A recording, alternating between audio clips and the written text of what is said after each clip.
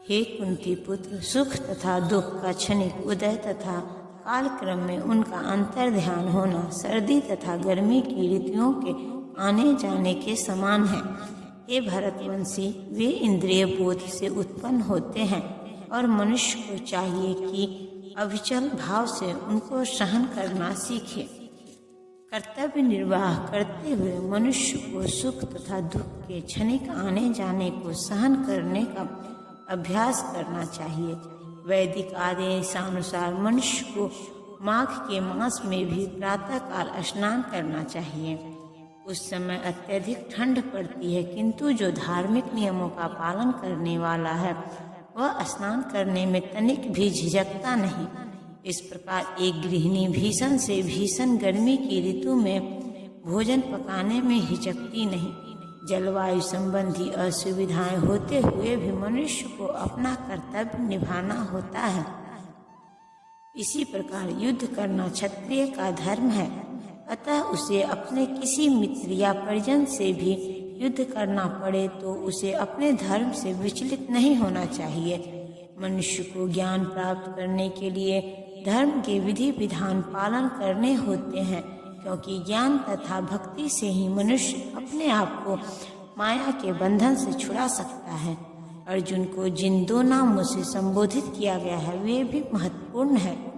कौन्तेय कहकर संबोधित करने से यह प्रकट होता है कि वह अपनी माता की ओर से संबंधित है, और भारत कहने से उसके पिता की ओर से संबंध प्रकट होता है। दोनों ओर से उसको महान विरासत प्राप्त है। महान विरासत प्राप्त होने के फलस्वरूप कर्तव्य निर्वाह का उत्तरदायित्व आ पड़ता है, अतः अर्जुन युद्ध से विमुख नहीं हो सकता।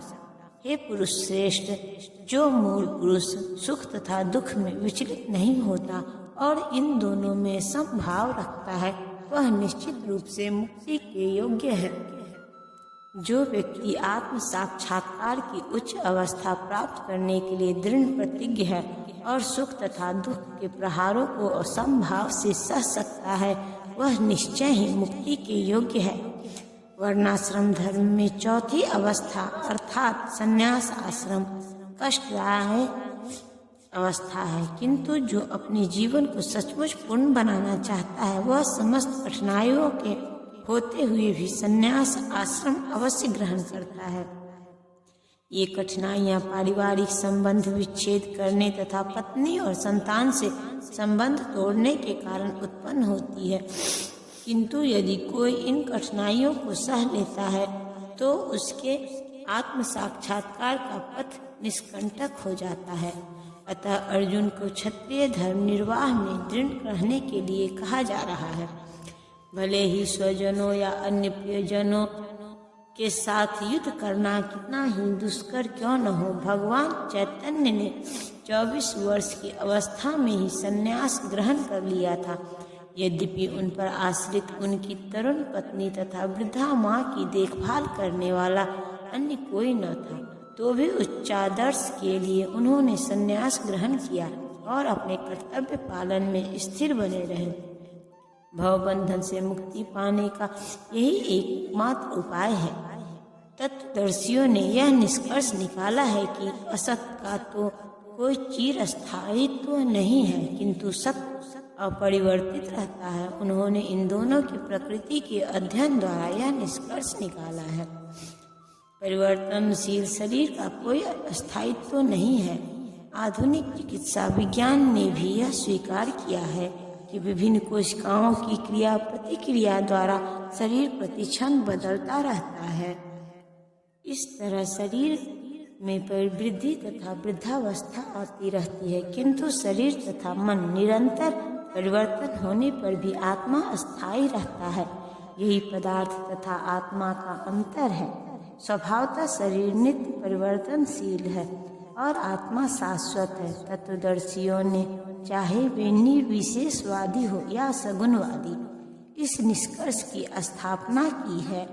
विष्णु तथा उनके धाम स्वयं प्रकाश से प्रकाशित हैं। सत्य तथा असत शब्द आत्मा तथा भौतिक पदार्थ के ही घोतक है। सभी तत्वदर्शियों की यह स्थापना है। यही से भगवान द्वारा अज्ञान से मोहग्रस्त जीवों को उपदेश देने का शुभारंभ होता है। अज्ञान को हटाने के लिए आराधक और आराध्य के बीच पुनः शाश्वत संबंध स्थापित करना होता है और फिर अंश रूप जीवों तथा श्री भगवान के अंतर को समझना होता है। कोई भी व्यक्ति आत्मा के अध्ययन द्वारा परमेश्वर के स्वभाव को समझ सकता है। आत्मा तथा परमात्मा का अंतर अंश तथा पूर्ण के अंतर के रूप में है। वेदांत सूत्र तथा श्रीमद् भागवत में परमेश्वर को समस्त उद्भवों का मूल माना गया है। ऐसे उद्भवों का अनुभव परा तथा अपरा प्राकृतिक कर्मों द्वारा किया जाता है। जीव का संबंध परा प्रकृति से है, जैसा कि 7वें अध्याय में स्पष्ट होगा। यद्यपि शक्ति तथा शक्तिमान में कोई अंतर नहीं है, किंतु शक्तिमान को परम माना जाता है और शक्ति या प्रकृति को गौण, अतः सारे जीव उसी तरह परमेश्वर के सदैव अधीन रहते हैं। इस तरह सेवक स्वामी के या शिष्य गुरु के अधीन रहता है। अज्ञान अवस्था में ऐसे स्पष्ट ज्ञान को समझ पाना असंभव है, अतः ऐसे अज्ञान को दूर करने के लिए सदा सर्वदा के लिए जीवों को प्रबुद्ध करने हेतु भगवान भगवत गीता का उपदेश देते हैं। जो सारे शरीर में व्याप्त है उसे ही तुम अविनाशी समझो। उस अव्यव्य आत्मा को नष्ट करने में कोई भी समर्थ नहीं है। इस श्लोक में संपूर्ण शरीर में व्याप्त आत्मा की प्रकृति का अधिक स्पष्ट वर्णन हुआ है। सभी लोग समझते हैं कि जो सारे शरीर में व्याप्त है वह चेतना है। प्रत्येक व्यक्ति को शरीर में किसी अंश या पूरे भाग में सुख दुख का अनुभव होता है, किंतु चेतना की यह व्याप्ति किसी के शरीर तक ही सीमित रहती है। एक शरीर के सुख तथा दुख का बोध दूसरे शरीर को नहीं हो पाता। फलतः प्रत्येक शरीर में व्यष्टि आत्मा है और इस आत्मा की उपस्थिति का लक्षण व्यष्टि चेतना द्वारा परिलक्षित होता है। इस आत्मा को बाल के अग्रभाग के 10,000वें भाग के तुल्य बताया जाता है। यदि बाल के अग्रभाग को 100 भागों में विभाजित किया जाए और फिर इनमें से प्रत्येक भाग को 100 भागों में विभाजित किया जाए तो इस तरह के प्रत्येक भाग की माप आत्मा का परिमाप है। इसी प्रकार यही कथन निम्नलिखित श्लोक में मिलता है। आत्मा के परमाणुओं के अनंत कण हैं जो माप में बाल के अगले भाग के 10,000वें भाग के बराबर है। इस प्रकार आत्मा का प्रत्येक कण भौतिक परमाणु से भी छोटा है और ऐसे असंख्य कण हैं। यह अत्यंत लघु आत्म स्फुलिंग भौतिक शरीर का मूल आधार है और इस आत्मा स्फुलिंग का प्रभाव सारे शरीर में उसी तरह व्याप्त है जिस प्रकार किसी औषधि का प्रभाव व्याप्त है।